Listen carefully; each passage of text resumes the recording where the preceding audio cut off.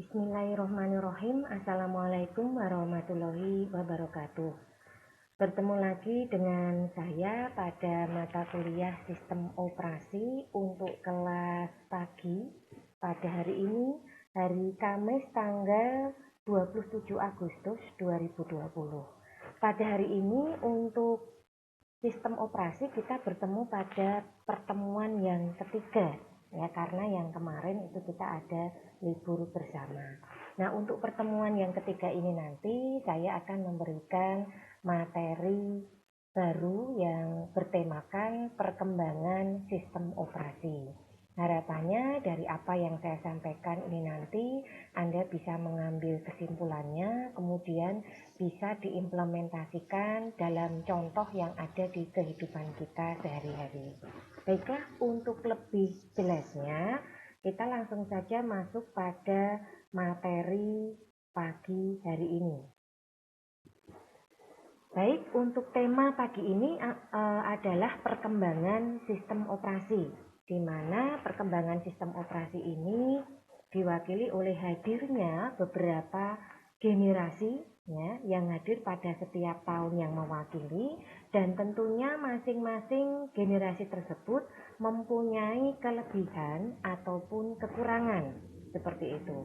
Nah, di sini untuk kekurangan di setiap generasi tentunya akan dikembangkan atau ditutup oleh generasi berikutnya, karena biasanya setelah kita menggunakan generasi yang sebelumnya itu tentunya ada beberapa kendala yang ditemui oleh user sebagai pemakai sistem operasi pada saat itu, berikut juga dengan hardware, ya.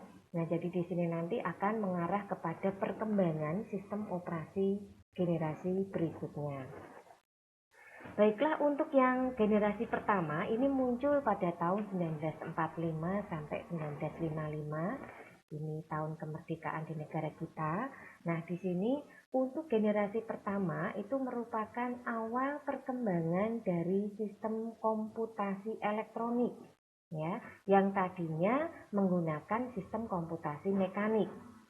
Hal ini disebabkan karena keterbatasan manusia, ya, sebagai user di sini, khususnya dalam kecepatan untuk berhitung, yaitu mengalami keterbatasan, termasuk juga dalam menghitung jumlah. Semakin banyak yang kita hitung, tentunya kita membutuhkan alat bantu untuk bisa menghasilkan total yang kita inginkan. Nah, di samping itu juga faktor yang kedua, manusia sebagai human error, jadi memiliki keterbatasan dalam hal manusia itu mudah sekali untuk membuat kecerobohan, kekeliruan, bahkan sebuah kesalahan seperti itu.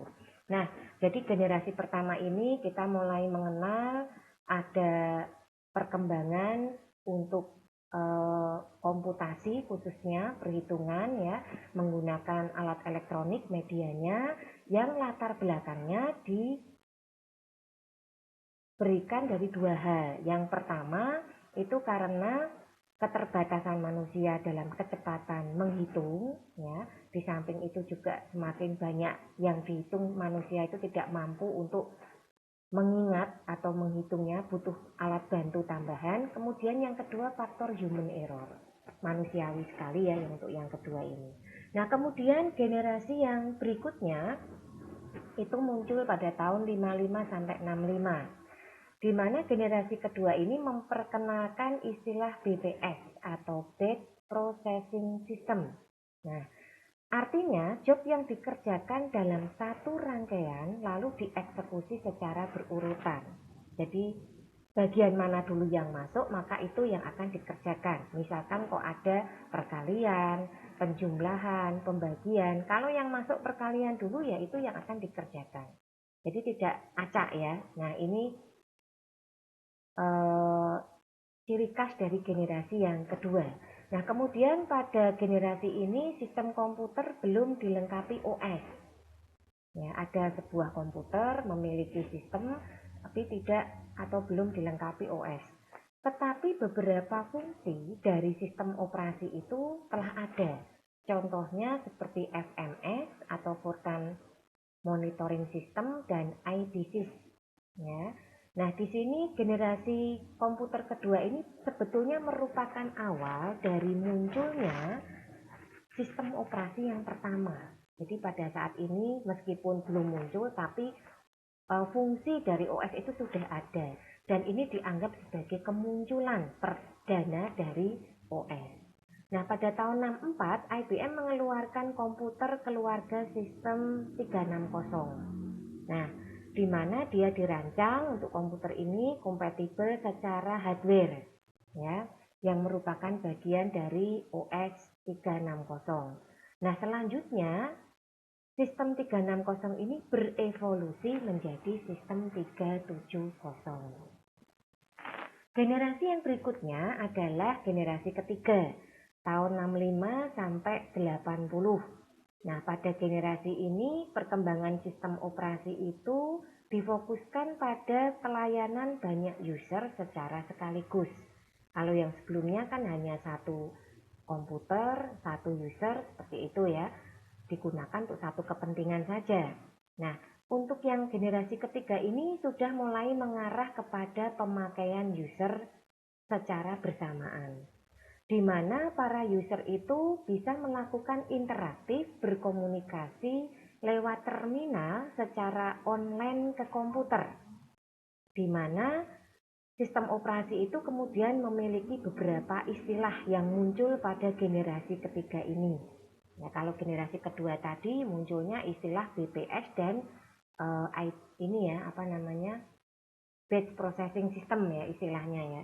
Jadi dikerjakan dalam satu rangkaian tapi urut. Nah, sedangkan generasi ketiga ini muncul istilah 4.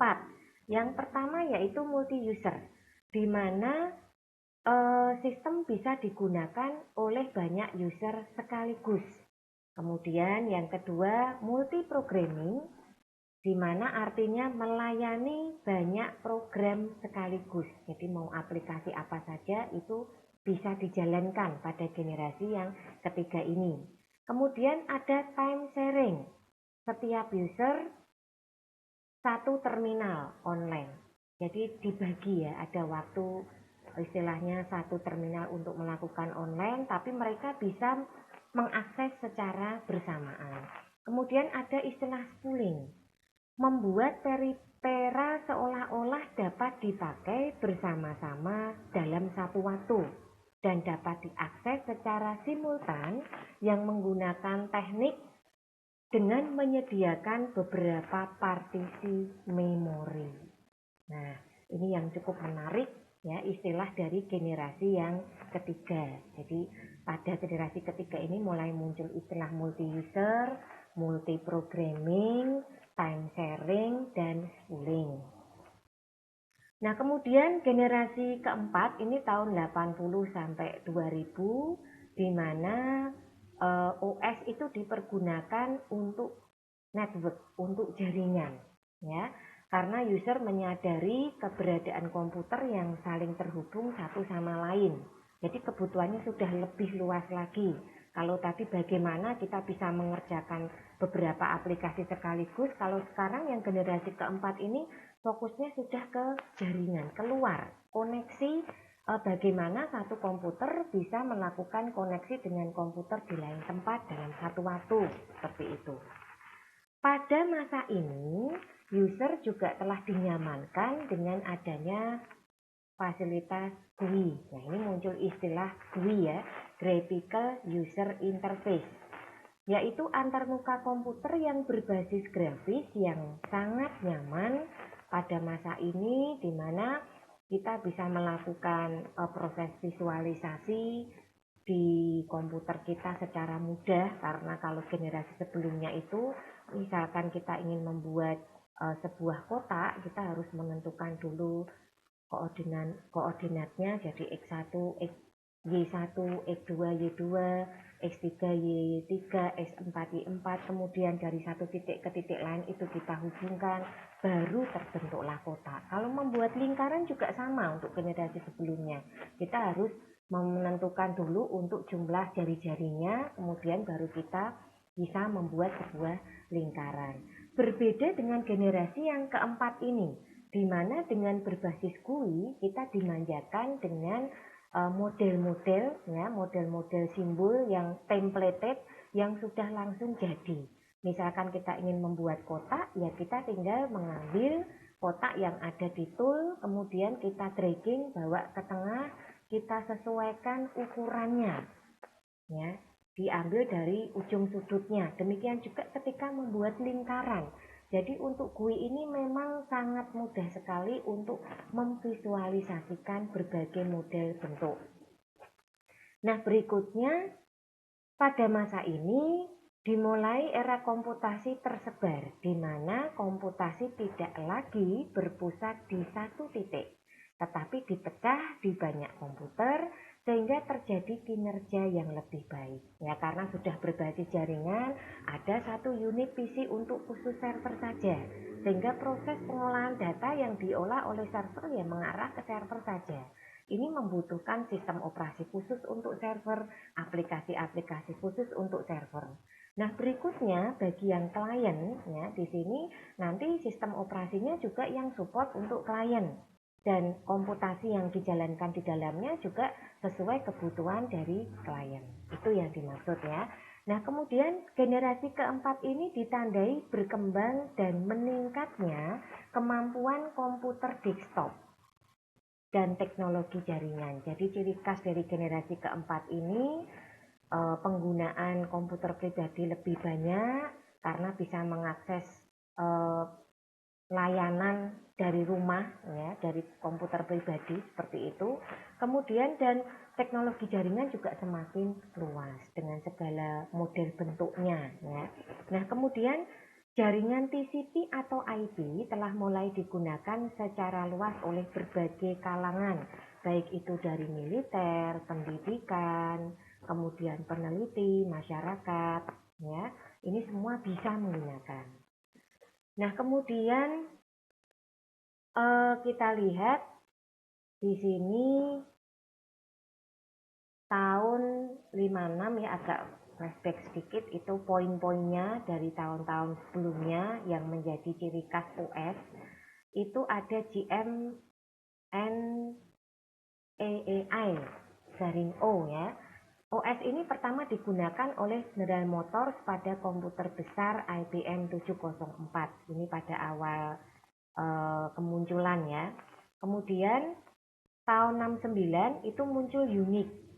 OS modern ini dikembangkan untuk kebutuhan sebuah game tadinya ya.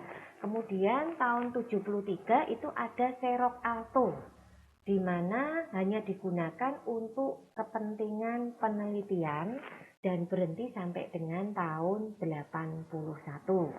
Berikutnya tahun 80-an itu muncul KIDOS ya, singkatan dari Quick and Dirty Operating System, di mana KIDOS ini dipasarkan oleh Settle Computer dengan nama 86DOS karena dirancang untuk prosesor Intel 8086 pada saat itu.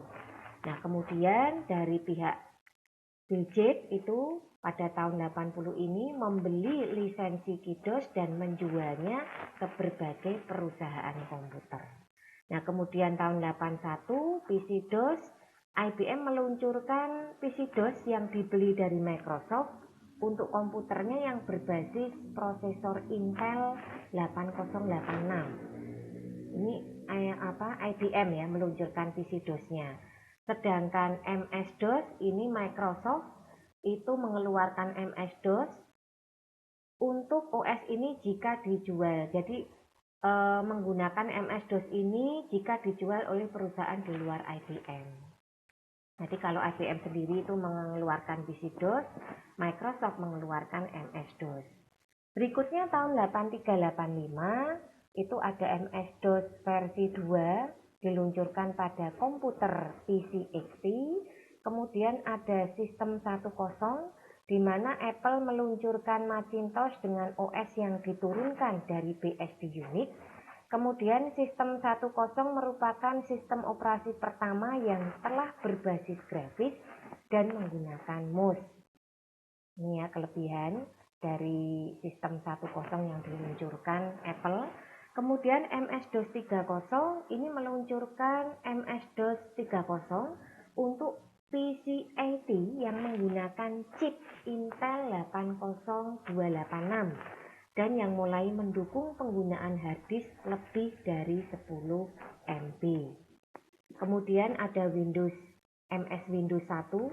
Jadi Microsoft memperkenalkan sistem operasi ini yang menyediakan lingkungan berbasis GUI dan kemampuan multitasking.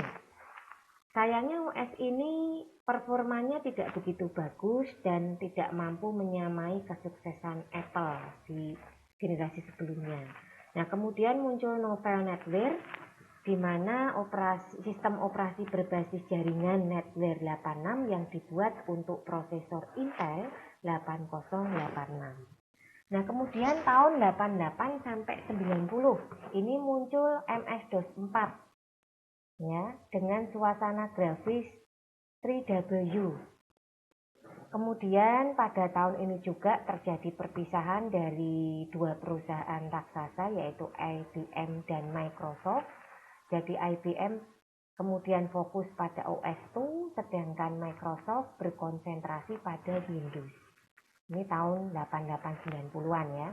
Nah, kemudian dari MS-DOS 4.0 tadi muncul Windows 3. Microsoft meluncurkan Windows versi 3 yang ternyata sambutannya cukup baik karena sangat populer pada saat itu. Kemudian ada MS Office, membandel Word, Excel, dan PowerPoint untuk menyingkirkan aplikasi yang pada saat itu seperti Lotus 123, WS, Word Perfect, dan Quattro. Ya, ini cukup tersingkirkan dengan adanya Word, Excel, PowerPoint yang memang berbasis GUI. Jadi kita betul-betul dimanjakan, belajar juga mudah, lebih simpel, sehingga tidak sulit untuk belajar komputer pada saat itu, karena pada saat itu yang masih tren itu adalah kursus ya. Nah, kemudian di sini seperti Lotus, WS, dan lain-lain itu segera saja ditinggalkan karena munculnya paket MS Office ini. Nah, berikutnya tahun 91 sampai 95 ya. Ini ada Linux 001 di mana mengembangkan OS berbasis Unix yang diberi nama Linux. Kemudian ada MS-DOS versi 5 di mana Microsoft meluncurkan penambahan fasilitas seperti full screen editor, undelete dan unformat serta key basic. Jadi pada tahun ini kita sudah mulai menggunakan aplikasi pemrograman dan sudah ada fasilitasnya di sini untuk belajar ya, dan OS-nya juga mendukung. Kemudian tahun 92 muncul Windows 31. Ya, kemudian Windows for Workgroup 3.11 di tahun berikutnya. Tahun 93 muncul Windows NT yang biasanya digunakan untuk server jaringan. Ini merupakan OS pertama berbasis grafis tanpa DOS di dalamnya. Kemudian ada web browser, mengenalkan Mosaic, browser web untuk internetnya. Kemudian ada MS-DOS 6. Ya, di sini mencakup program kompresi harddisk double space. Itu kelebihannya dari versi sebelumnya. Nah, kemudian tahun 94 ada FreeDOS. Di mana FreeDOS ini dibuat setelah Microsoft menghentikan dukungannya untuk DOS dan menggantikannya dengan Windows 95. Kemudian tahun 95 muncul Windows 95 dengan waktu yang cukup singkat. Windows 95 ini diterima cukup baik di kalangan masyarakat. Kemudian tahun 96 sampai 2000 ini ada tahun 96 itu ada Windows NT 4. Kemudian tahun 97 ada Mac OS. Apple memperkenalkan penggunaan nama Mac OS dengan nama OS 76. Kemudian tahun 98 ini web browser Internet Explorer menjadi bagian penting dari Windows 98 dan berhasil mengalahkan dominasi Netscape Navigator pada saat itu. Dulu penggunaannya sebelum menggunakan Internet Explorer ini menggunakan Netscape Navigator ya. Kemudian ada Google. Search engine terbaik hadir di internet dan diketahui menggunakan Linux sebagai servernya. Kemudian tahun 99 ada Corel Linux di mana sebelumnya telah menyediakan WordPerfect versi Linux. Ikut membuat OS berbasis Linux dengan nama Corel Linux dan nantinya beralih nama menjadi SunBrowse. Nah, berikutnya tahun 2000 macOS X. macOS diganti dengan mesin berbasis BSD Unix dengan kernel yang disebut sebagai macOS X, di mana muncul Windows 2000. Microsoft meluncurkan Windows 2000 ini sebagai penerus dari Windows NT yang sebelumnya. Nah, kemudian ada Windows ME, versi terakhir dari Windows 95. Kemudian ada China Ghost Linux. Red Flag Linux diluncurkan dari negara Cina. Kemudian tahun 2001 sampai 2005 itu ada Windows XP. Tahun 2001-nya, kemudian tahun 2002 itu ada Open Office, program perkantoran berbasis open source, diluncurkan oleh Sun Microsystems. Ini cukup mendapat sambutan karena khusus untuk kantor ya, perusahaan-perusahaan. Kemudian OS lokal ini muncul pada tahun 2002 di mana anak negeri mulai bisa membuat sebuah OS berbasis Linux, diantaranya ada Trustix, Merdeka, Winbee, Rimba Linux, dan Komura. Kemudian tahun 2003 meluncurkan Windows Server 2003, tahun 2004 ada Ubuntu. Ada beberapa versi distro yang dikeluarkan, yaitu Ubuntu berbasis GNOME, Ubuntu berbasis KDE, Xubuntu berbasis XFCE, dan Edubuntu untuk pendidikan atau edukasi. Ini adalah versi Ubuntu yang dikeluarkan. Kemudian tahun 2005 itu ada Mandriva. Mandrik bergabung dengan Connectiva dan berganti nama menjadi Mandriva. Tahun 2006 itu ada Unbreakable Linux, di mana Oracle membuat distro berbasis Linux yang diturunkan dari Red Hat Enterprise dan muncul Chiplook. Ya, di mana majalah Chip lebih banyak memberikan pembahasan tentang Windows biasanya, ini tidak ketinggalan membuat distro Linux dengan nama Chiplook yang diturunkan dari lokal PC Linux dari keluarga PC Linux OS. Chiplook merupakan distro lokal pertama yang didistribusikan dalam format DVD. Kemudian tahun 2007 itu muncul Vista. Untuk Windows Vista ini memperkenalkan fitur 3D desktop dengan Aeroglass, lebar, dan Flip 3D. Sayangnya, semua fasilitas ini harus dibayar mahal dengan penyesuaian spesifikasi komputer yang tinggi juga ya untuk Windows Vista.